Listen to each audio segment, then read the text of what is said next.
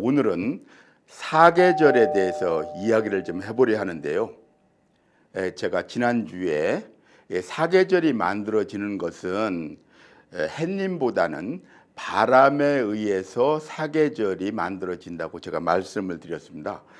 그런데 오늘은 그 사계절의 특징이라든지 여러 가지 계절이 있는 나라들이 어떤 그런 내용들이라든지 이런 걸 가지고 한번 이야기를 해볼까 합니다. 이제 조금 있으면 이렇게 아름다운 단풍이 들 시절이 됐는데요.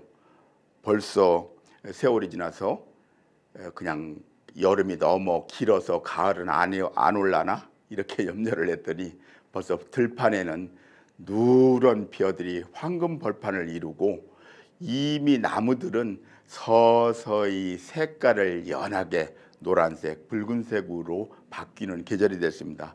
이렇게 때가 되면 어김없이 계절이 바뀌는데요. 제 아내는 새순나고 생동감 넘치는 봄을 좋아합니다. 근데 저는 이렇게 아름답게 단풍 들고 또 결실하는 가을이 좋아서 전에는 그것 때문에 서로 다투기도 하고 그랬는데 지금 세월이 많이 지난 후 봄은 내가 사랑하는 아내가 좋아하는 계절이라 나도 좋고, 가을은 남편이 좋아하는 계절이라 우리 아내도 가을이 어느 때서부터가 좋아졌습니다. 그래서 봄, 가을, 봄에는 봄나들이 가고 가을에는 가을 단풍경을 가니까 1년에 2번씩 나들이를 갈 수 있어서 더 좋아졌습니다.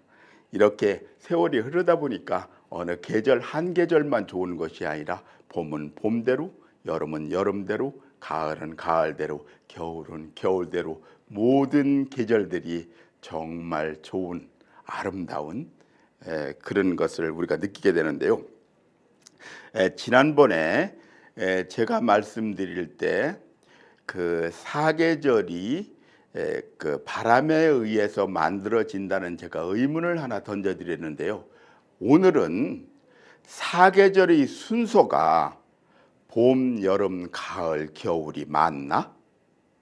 이런 것 가지고 우선 이야기를 한번 해볼까 합니다.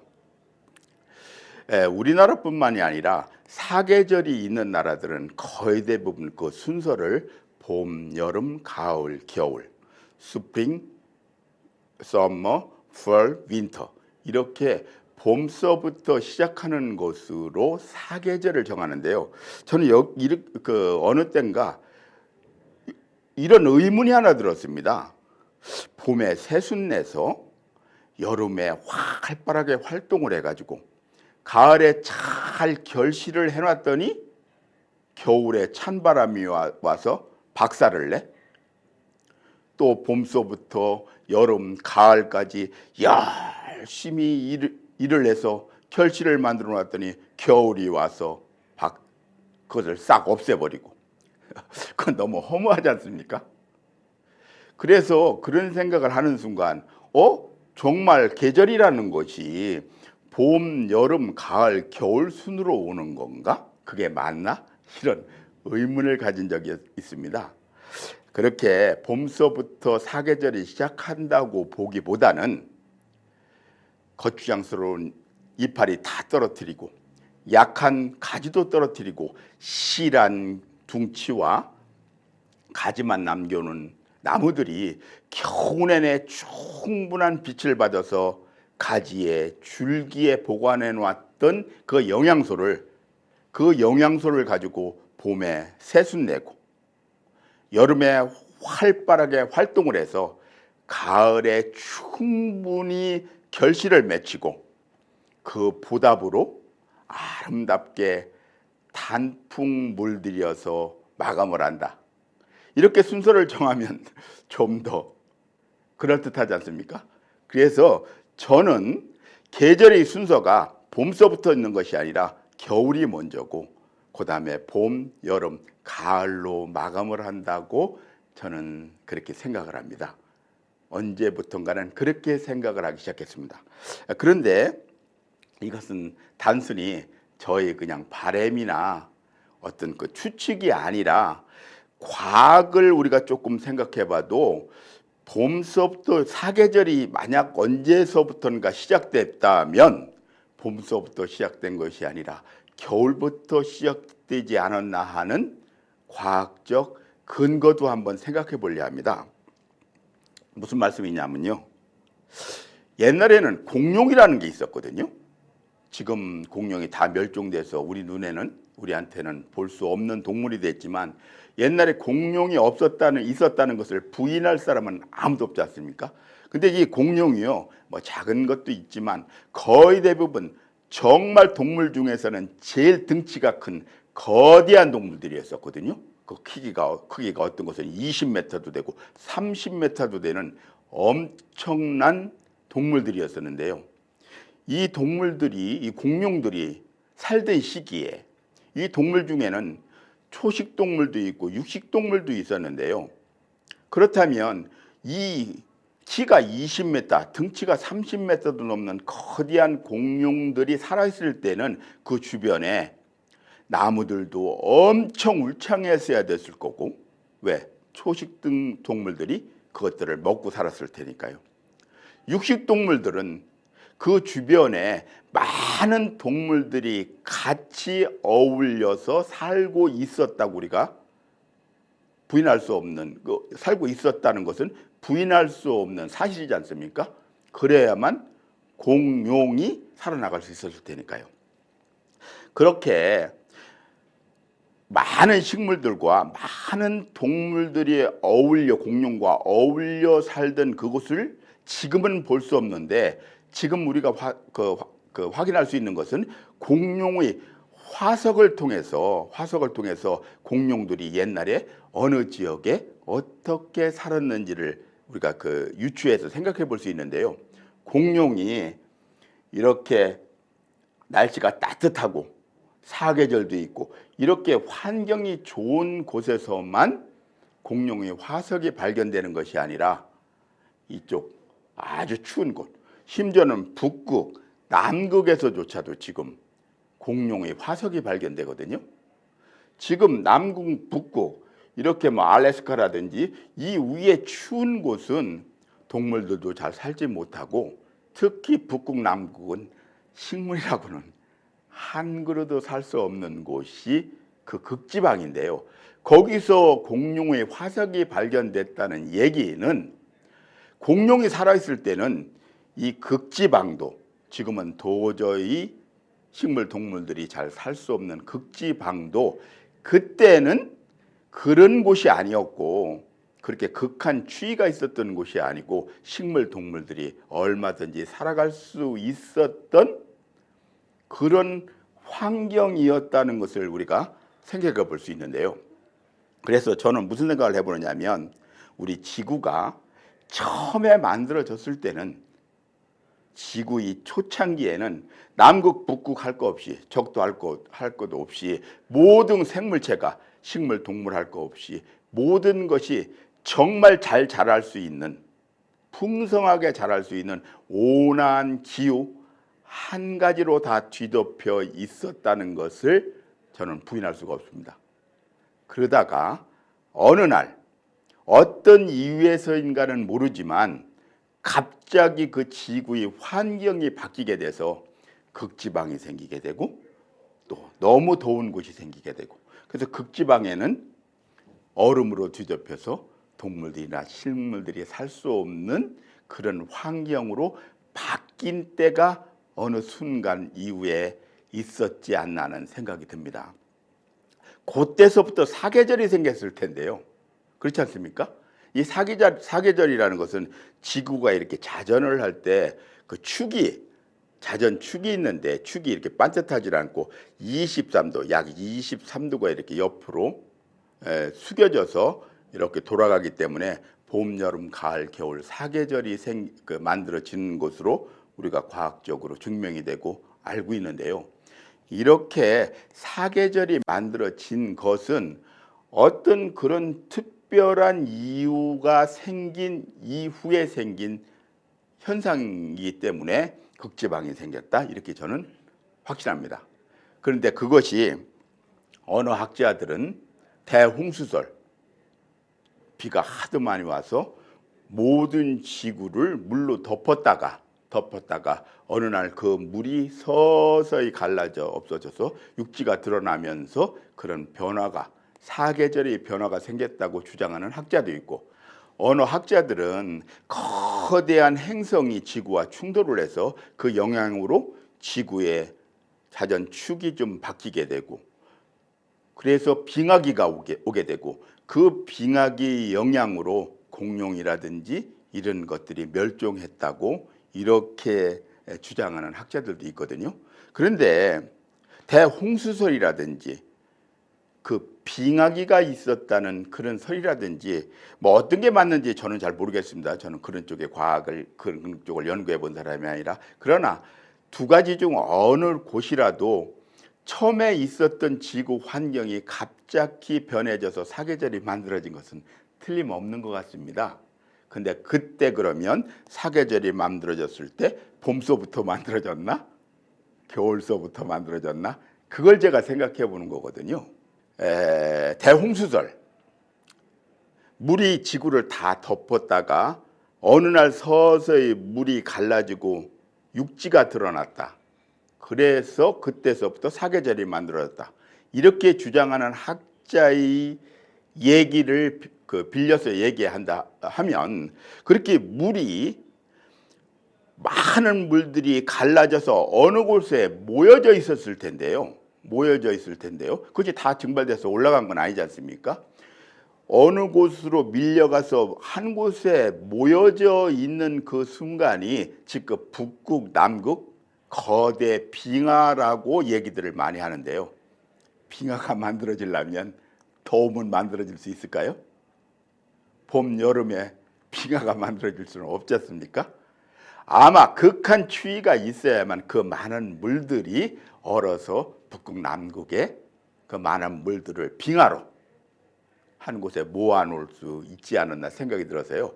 그것으로 보더라도 추운 겨울이 먼저 있고 그 다음에 육지가 드러나면 거기에 새순이 나고 이렇게 겨울, 봄 이런 순으로 사계절이 만들어지지 않았나 그렇게 생각을 해볼 수 있고요. 또 다른 학자들이 얘기하는 빙하기설, 그것을 대입해 본다 하더라도 빙하기가 있어서 공룡들이 다 멸종했다고 생각을 한다면 그 빙하기라는 것은 추웠다는 얘기지 않습니까? 그렇기 때문에 그걸 보더라도 추위가 있고 더위가 있지 않나 하는 생각이 듭니다.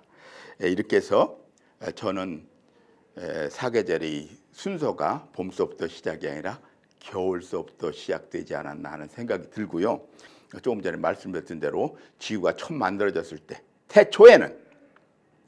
지구가 처음 만들어졌을 때는 모든 동식물들, 생물들이 다 안전하게 활발하게 정말 잘 살 수 있는 환경이었었는데 어떤 이유가 됐든 그런 급격한 어떤 그 변화에 의해서 사계절이 만들어지고 그 사계절은 제일 먼저 겨울로부터 시작되지 않았나 하는 생각을 저는 해보게 됐습니다. 조금 전에 말씀드린 것은 다 제 추측이고요. 제 추측이고 이제 사계절이 우리 인간들한테 어떤 영향을 미치는지를 한번 생각해 보도록 하겠습니다. 이렇게 우리나라 같이요, 사계절이 뚜렷한 나라가 있는 반면에 어느 데는 이 극지방 같은 데는 여름이 아주 짧고 또 여름이라 한다고 지금 우리나라 여름같이 그렇게 덥지도 않고, 그러나 조금씩의 온도 차이는 있지만 다 사계절은 지구 어디나 다 있는 것 같습니다. 그런데 사계절이 뚜렷하게 드러나는 나라들이 있습니다. 그 나라들은 주로 어디에 위치한 나라들이냐면, 위도가 이렇게 있지 않습니까? 위도가 있는데요. 이 북위도의 중위권 하면 보통 위도가 20도에서 50도 사이를 중위권이라 하는데요. 그곳에 있는 나라들, 그 중에서도 특히 위도 북이 30도에서 40도 사이, 30도, 40도대의 나라들이 주로 사계절이 뚜렷합니다. 우리나라 같이. 우리나라 서울이 북이 37도지 않습니까? 서울 37도. 여기. 그 비슷한 곳에 있는 곳이 일본이 있고 중국이 있고 유럽으로 넘어가면요. 이쪽에 그 독일이 있고 프랑스가 있고 스페인이 있고 이런 나라들이 거의 같은 위도상에 있는 나라거든요. 이쪽 아메리카로 넘어가면 미국의 뉴욕이 그 부분에 있고요. 이제 이 위로 올라가면은 겨울이 좀 더 깁니다. 추워집니다. 이렇게 사계절이 뚜렷한 나라들은 거의 요 자리 중위도 중에서도 위도가 30도에서 40도 사이에 있는 나라들이 사계절이 뚜렷한 나라인데요. 이 사계절이 뚜렷하게 있는 나라, 우리나라 삼천리 반도 금수강산, 사계절이 있어서 정말 아름답고 좋은 나라라고 우리가 많이 생각하지 않습니까? 그런데요, 여기서 한 가지 생각해 볼 게 있습니다. 사계절이 있으면 정말 계절의 변화에 맞춰서 아름다운 것을 즐길 수는 있습니다. 그런데 그렇게 즐기는 것만큼 삶이 편리하냐? 그거하고는 좀 차이가 있는 것 같습니다. 무슨 말씀이냐면요. 관광업계에 종사하시는 분들은 우리나라 사계절이 있어서 관광 그 자원이 엄청 풍부하고 관광업을 해서 돈을 많이 벌 수 있을 것 같다는 착각을 느끼는 분들이 많습니다. 사계절이 있으면 엄청 어려워집니다. 제가 무슨 말씀을 드리느냐면요. 이쪽 더운 데 있는 나라 있지 않습니까? 더운 지방의 나라. 이 더운 지방에 있는 나라는 관광객들이 올 때 옷을 벗고 가면 그만입니다. 봄, 여름, 가을, 겨울 할 거 없이 1년 내내 옷 벗고 가면 되거든요. 여기서 관광업에 종사하시는 분들도 그냥 바닷가나 이런 데 더위를 피할 수 있고 아니면 더위를 즐길 수 있는 시설만 해놓으면, 한번 해놓으면 1년 12달 그거 가지고 관광객을 받을 수 있습니다. 추운 곳에 있는 나라들, 관광객들이 옷을 입고만 가면 됩니다. 두툼한 옷을 입고만 가면 되고 그 추위를 즐길 수 있는 그런 관광 상품을 개발해서 한번 만들어 놓으면 1년 12달 그거 가지고 관광객들을 다 받아들이면 됩니다. 근데 저희 나라는 어떻습니까? 봄, 여름, 가을, 겨울이 있잖아요. 그러니까 봄에 오는 관광객들은 봄에 맞는 옷을 입고 와야 되고 여름에는 반팔 소대나시 소매 없는 옷을 입고 와야 되고 가을에 맞아요. 겨울에는 두툼한 옷을 입고 와야 되고 관광객들이 우리나라 오려면요 계절마다 옷을 다시 준비해서 와야 됩니다. 우리나라의 관광 상품도요 관광객들을 받아들이려면 봄에 즐길 수 있는 관광 상품, 여름에 즐길 수 있는 거, 가을에 즐길 수 있는 거, 겨울에 추니까 겨울에는 여름에 즐길 수 있는 관광 상품 가지고는 안 되지 않습니까? 겨울에 즐길 수 있는 관광 상품을 별도로 만들어 놔야 됩니다. 그래서 엄청 복잡해집니다. 그래 우리나라 외국으로 관광 나가서 쓰는 돈이 외국 사람들이 사계절 보려고 우리나라에 와서 돈을 쓰는 것보다 훨씬 많이 나가서 씁니다. 관광 수입이 매년 적자입니다. 우리나라. 관광뿐만이 아니라 우리 삶도 마찬가지입니다. 삶도. 이 더운 곳에 사는 분들, 나라의 더운 지방, 그 나라에 사는 사람들은 옷 한 벌이면 되지 않습니까? 시원한 옷 한 벌. 그리고 에어컨 하나만 있으면 되지 않습니까? 1년 12달. 이 북쪽 추운 곳에 있는 분들, 두툼한 그 외투 하나, 그 뭐 털옷, 그거면 1년 12달 그거 옷 한 벌만 있으면 되는 거고요. 여기는 에어컨 필요 없고 히터만 있으면 되지 않습니까? 그런데 이 중위권에 있는 나라들, 사계절이 뚜렷한 곳에 사는 사람들은 봄에는 봄옷이 있어야 되고 여름에는 또 여름옷이 있어야 되고 가을옷, 겨울에는 추운 동복이 있어야 되고 사는 것이 훨씬 힘들어집니다. 훨씬 복잡해집니다. 좋은 것 같아도. 그래서 이 중위권 사계절이 뚜렷하게 있는 곳에 사는 사람들은 부지런하지 않으면 못 삽니다. 부지런하지 않으면 못 삽니다. 왜? 그 계절에 맞춰서 모든 것이 바뀌어야 되니까요. 그리고 많은 생활의 도구들도 많은 것들이 필요합니다. 봄에는 봄에 필요한 거, 여름에는 여름에 필요한 거, 더울 때 필요한 거, 추울 때 필요한 거, 모든 것이 필요하니까 생활 도구들도 엄청 필요한 곳에 사는 분들이 이 사계절이 뚜렷한 나라에 사는 사람들입니다.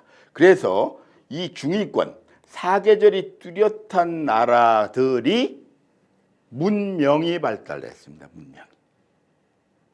머리가 좋아서 그런 게 아니고요.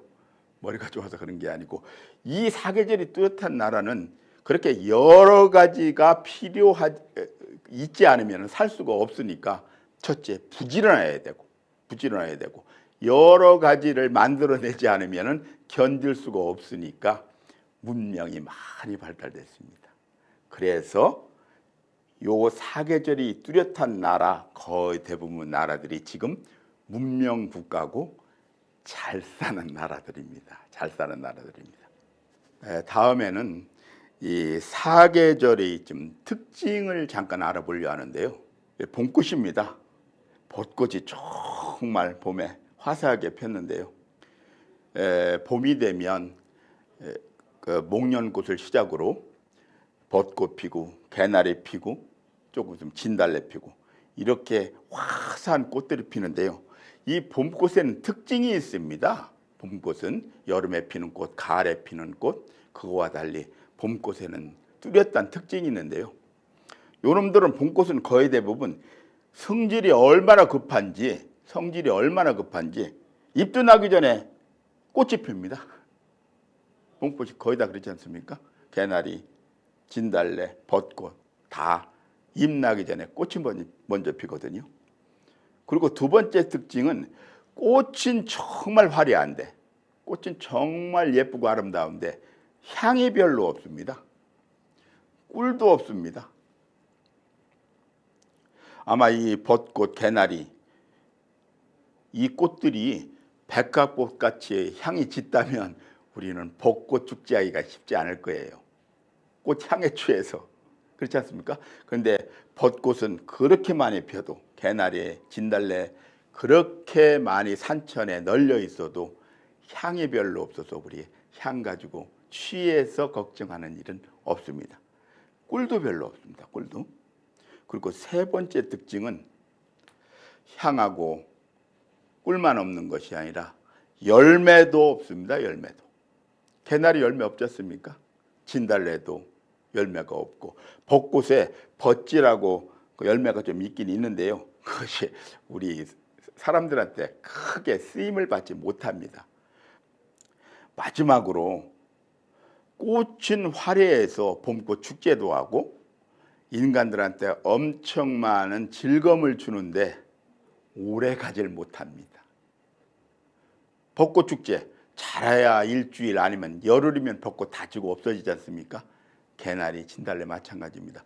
봄꽃들은 산바닥에서 졌다가 오래 꽃은 화려한데 예쁜데 오래 가지 못하고 금방 칩니다. 이렇게 봄꽃은 잎도 나기 전에 꽃이 먼저 피고 향도 없고 꿀도 없고 열매도 없고 꽃은 아름답지만 오래 펴있지도 못하고 이런 특징이 있습니다. 그래서 봄에 피는 꽃들은 겉만 화려합니다. 겉만. 실속이 없습니다. 그런데요, 이 꽃이 이 식물들이 여름으로 딱 넘어가면 그때는 이제 열매를 맺히기 시작합니다. 여름에는 수박, 참외, 복숭아 이런 주로 과일들인데요. 여름에 주로 나오는 과일들은 입에는 기가 막힙니다. 입을 즐겁게 하는 데는 아주 좋습니다. 그런데 입은 즐겁게 만들지만 오래 보관이 되지 않습니다. 모든 과일들이 복숭아, 수박, 참외 며칠 놔두면 다 상하지 않습니까? 오래 보관되지 않고 그냥 순간적으로 입만 즐겁게 하는 것이 여름 과일입니다. 근데 이것이 가을로 넘어가면 상황이 다릅니다. 가을에 꽃이 피고 가을에 열매가 맺히는 것들은 주로 곡식들인데요. 가을에 열매가 맺히는 것들은 모양도 별로고 맛도 별로입니다, 사실은.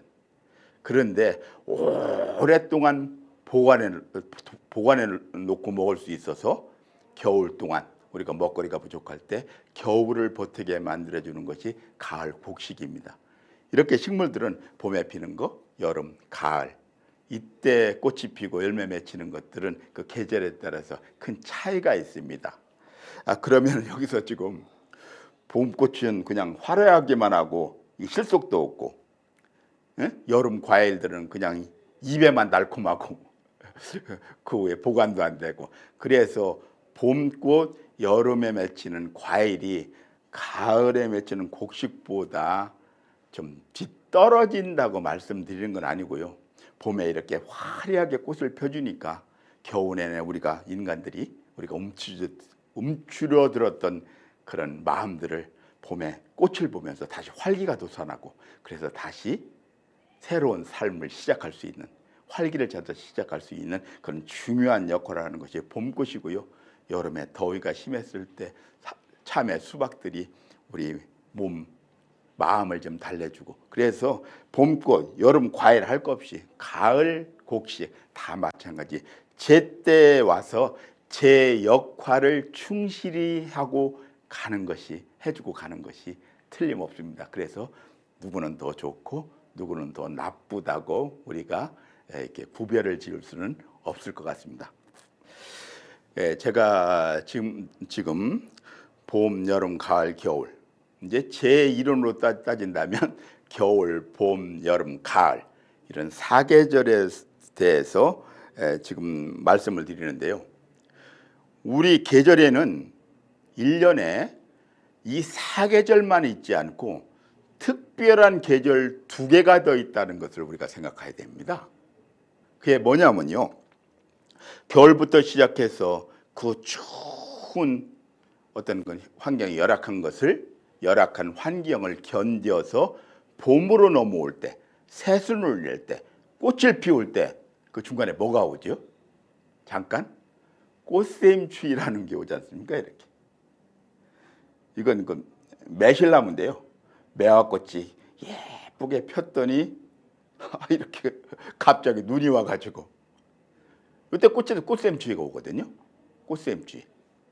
요게 봄에만 있는 것이 아니라 여름에서 결실의 계절인, 수확의 계절인, 마지막 계절인 가을로 넘어갈 때 계절이 또 하나 옵니다. 뭐죠?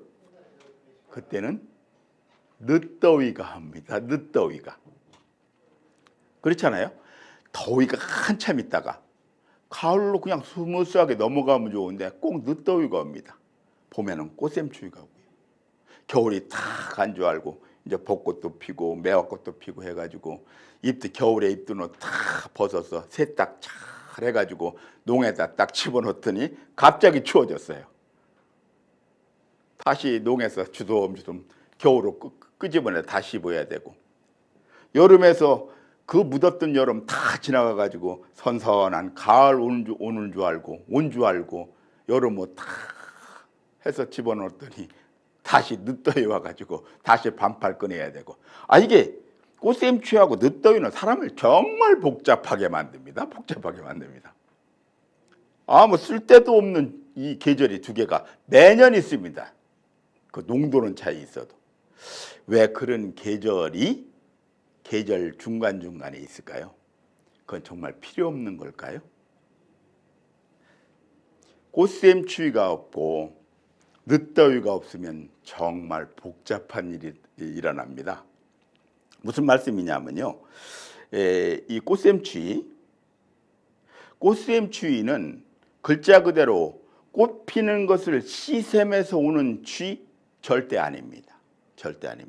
매년 꽃샘추위가 오는데요, 이렇게 꽃샘추위가 아무리 강한 추위가 몰려와도 그해 이 꽃샘추위 때문에 꽃 못 피는 나무 없습니다. 꽃샘추위 심해가지고 벚꽃, 개나리꽃 안 피네 있으셨나요? 절대 꽃샘추위는 새 봄꽃 피는데 영향을 못 미칩니다. 아무리 줘도 봄꽃 다 핍니다. 그래서 꽃샘추위는 꽃을 못 피게 만들려고 오는 추위가 절대 아닙니다. 그거하고는 아무 관계가 없습니다. 그런데 꽃샘추위가 엄청난 일을 합니다. 영하 10도, 20도가 되는 그 엄청난 추위를 견뎠던 월동 채소들이요, 그거보다 훨씬 덜 추운 봄 꽃샘추위 때 다 옵니다. 다 얼고 녹습니다. 그거 신기하지 않습니까? 훨씬 더 추울 때도 견뎠던 것들인데 왜 그거보다 훨씬 덜 추운 꽃샘추위 때 바람이 들고 다 얼어붙냐고요. 그래서 농부들은, 월동 채소를 가꾸는 농부들은 이 꽃샘추위가 오기 전에 반드시 수확을 다 마쳐야지 밭에다 그냥 놔뒀다가는 그 야채들을 하나도 못 쓴다는 것을 농부들은 다 압니다. 왜 그러냐면요, 왜 더 추운 겨울도 뱉었던 것들이 이 봄에 꽃샘추위에 어느냐면요, 그놈들이 얼고 녹아서 없어지느냐면요, 그렇게 해주지 않으면 농부들이 엄청 고생을 합니다. 무슨 말씀이냐면요, 겨울에는 이제 월동채소가 있었어요. 그래가지고 겨울 동안 배추, 뭐 당근 이런 것들 월동채소들을 이제 갖다가 우리가 먹고 겨울을 놨어요. 이제 겨울이 지났네요. 그러면 봄이 되면 새로 파종을 해야 되거든요. 그렇지 않습니까? 밭에다가 새로 이제 그 야채를 심어야 되는데, 겨울에 먹고 남은 놈들이 있어. 겨울에 먹고 남은 놈들이 밭에 그냥 있네요. 이놈들이 다 없애야만 거기다가 다시 파종을 할 텐데, 옛날에는 트랙터가 있었나요? 뭐가 있었나요? 그냥 있는 것들을 농부님들이 가서 다 정리를 한 다음에 새로 씨앗을 뿌리려면, 봄에 씨앗을 뿌리려면 농부님들이 얼마나 힘들었겠어요? 그래서 겨울 동안 먹고 남은 월동 채소들은 꽃샘추위가 와서 싹 정리를 해줍니다. 그때 조금 전에 말씀드렸던 대로 다 바람 들고 얼고 녹아서 다 밭에 거름으로 돌려놓습니다. 그렇게 꽃샘추위가 와서 밭 정리를 싹 해주면 그곳에다 이제 꽃샘추위 지나면 농부님들이 가서 새로 야채들을 파종하기 시작합니다. 꽃샘추위 고맙지 않습니까? 우리가 그냥 옷 세탁하는 거 다시 한번 해야 된다고 그냥 투정 부릴 일이 아니지 않습니까? 그래서 꽃샘추위는 반드시 필요한 계절이 하나입니다. 늦더위 마찬가지입니다.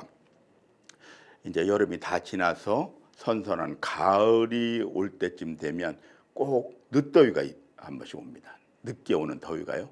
이 늦더위가 곡식을 익게 만들고 과일을 연글게 만듭니다. 따끈따끈한 그 늦더위가 없으면 곡식이 연글기가 쉽지 않습니다. 그래서 봄에 오는 꽃샘추위, 또 가을이 오기 전에 오는 그 늦더위는 아주 우리 삶에 꼭 필요한 중요한 계절 중에 하나입니다. 계절 중에 하나입니다. 그런데요, 이 꽃샘추위하고 늦더위가 자연 상태에만 있는 것이 아니라 우리 인생에도 있다는 것을 우리가 한번 생각해 봐야 됩니다. 우리 인생에도 꽃샘추위가, 늦더위가 있습니다.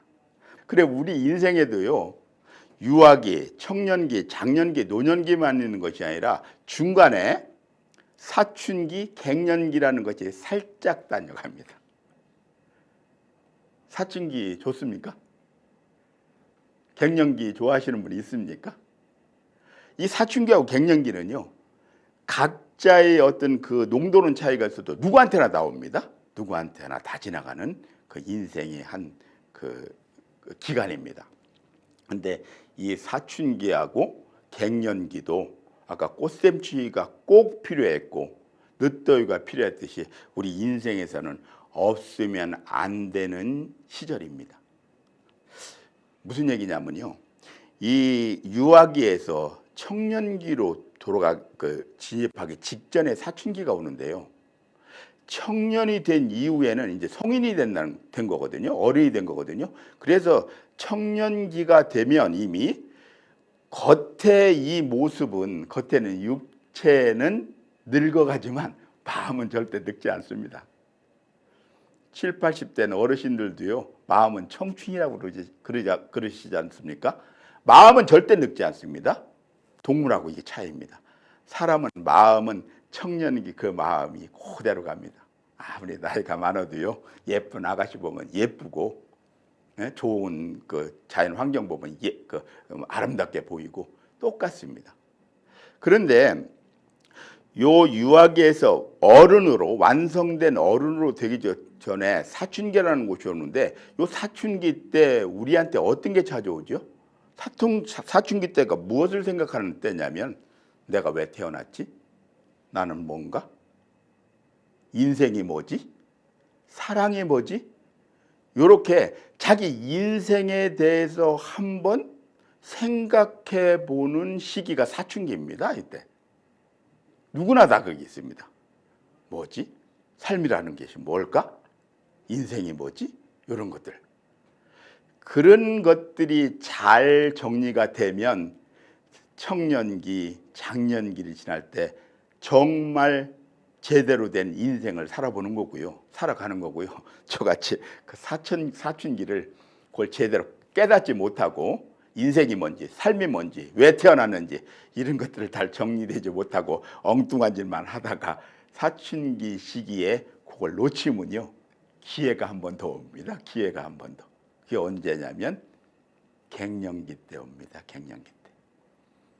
이제 성인으로 다 자란 다음에 노년기로 들어가기 전에, 생을 마감하기 전에 갱년기가 오는데요. 갱년기 때는 무엇을 생각할 때인가요? 무슨 생각이 나나요? 내가 이렇게 살아온 게 이것이 단가? 인생이 내가 태어난 것이 이것 하려고 애들 밥 해주고 빨래 해주고 죽으라고 밖에 나가서 돈 벌어다가 가족들 먹여 살리고 이런 것만 위해서 내가 태어났나? 인생이 이것뿐인가?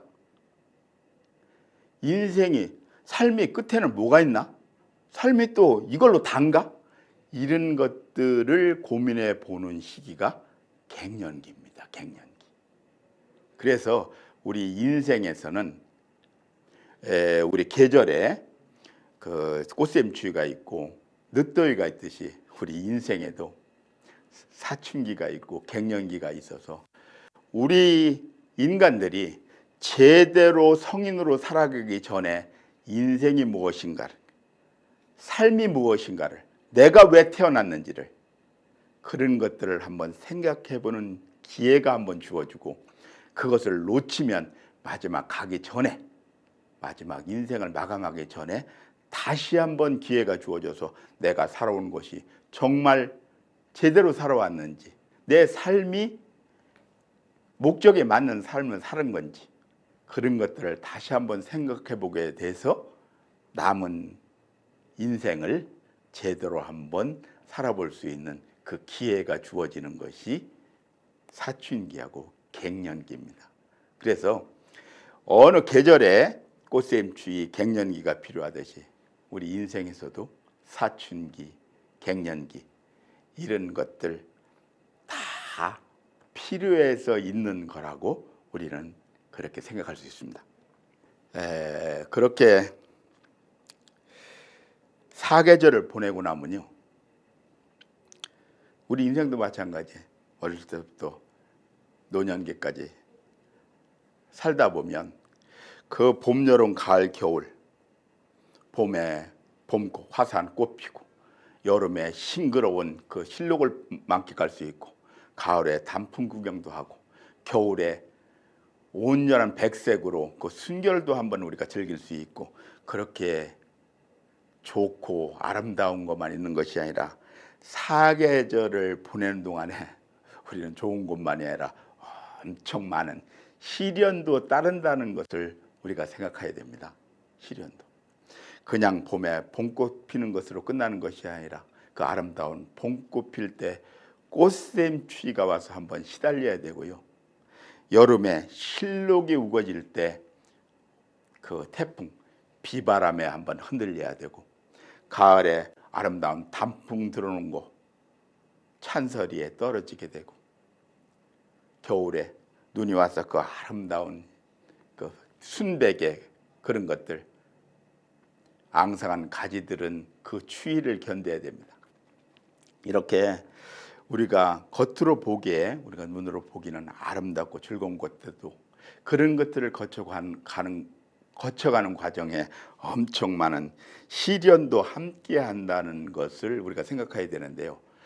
누구나 오는 그 시련을 잘 견디면, 여름 태풍, 겨울 그 모진 눈보라 잘 견디면 그 나무는 나이테가 만들어집니다. 나이테가 만들어져서 정말 튼튼한 실한 나무가 돼서 장인들한테 중요한 쓰임 받는 나무가 되고요. 그것을 잘 견디지 못하면 가지가 부러져서 옹이로 남습니다. 옹이로. 나무가 옹이가 생기면 그건 대접을 못 받는 나무가 됩니다. 못 쓰는 나무가 됩니다. 그래서 그런 어려운 시절들을, 어려운 시련들을 잘못 견뎌서, 똑같은 시련인데 잘못 견뎌서 가지가 잘려나가고 기둥이 부러진 나무들은 옹이로 남아서 잘 쓸 수 없는 못된 나무가 되고, 덜 대우받는 나무가 되고, 그것을 잘 견딘 나무는 튼튼한 나이테가 만들어져서, 정말 튼튼하게 장인들한테 훌륭한 대우를 받는 그런 나무가 된다는 것도 우리가 사계절을 통해서 한번 생각해 봐야 되고, 이렇게 나이테가 만들어지든 옹이가 만들어지든 이거하고 관계없이 우리가 일생을 어떻게 살았든, 나무가 일생을 어떻게 살았든, 잘 견뎠든 못 견뎠든 간에 모든 것들은 나무 결로 남아서 그 나무들이